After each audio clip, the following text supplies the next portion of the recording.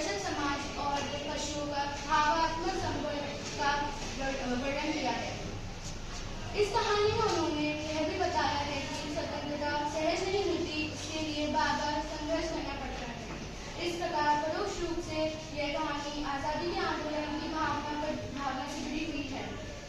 इसके साथ ही इस कहानी में प्रेमचंद ने पंचतंत्र और हितोपदेश की कथा परंपरा के उपयोग और विकास किया है।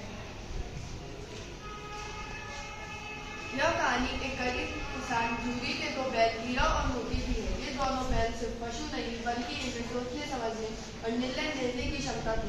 यह इंसानों की तरह महसूस करते और एक दूसरे के प्रति गहरी मित्रता और समझदारी रखते। एक बार जूरी की पत्नी के भाई गया के आग्रह पर जूरी अपने दोनों बैल हीरा और मोती को उसके साथ भेज देता है।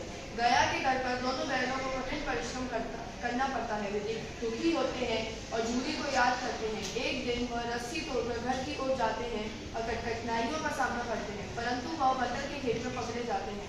पकड़े जाने पर उन्हें काजी हाउस में बंद अन्य जानवरों के साथ रखा जाता है। उन्होंने एकता और साथ जगाकर दीवार तोड़कर सभी जानवरों को भगाया, परंतु खुद वहीं फंसे रहे।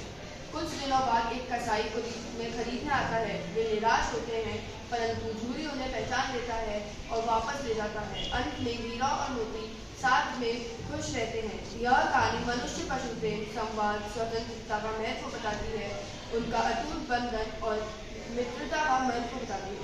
आद्या, आप बताइए कि हमने इस बात से क्या करने की सीखी? आराध्या, मैंने इस पाठ से कई अच्छी बातें सीखी। जैसे सच्चा दोस्त वही होता है जो मुश्किल के समय में हमारा साथ दे और किसी भी हद तक जाए। जैसे हीरा और मोती दोनों बैल एक दूसरे के लिए लड़ते थे और किसी भी हद तक जाने के लिए तैयार रहते थे। और इससे यह भी सीख मिलती है कि नारी जाति पर कभी भी हाथ नहीं उठाना चाहिए और हमेशा उनका सम्मान करना चाहिए। यह कहानी हमें यह भी सिखाती है कि जब किसी के साथ गलत हो रहा हो तो चुप नहीं रहना चाहिए, बल्कि उसका विरोध करना चाहिए। यह कहानी दोस्ती, करुणा और इंसानियत की सच्ची मिसाल है।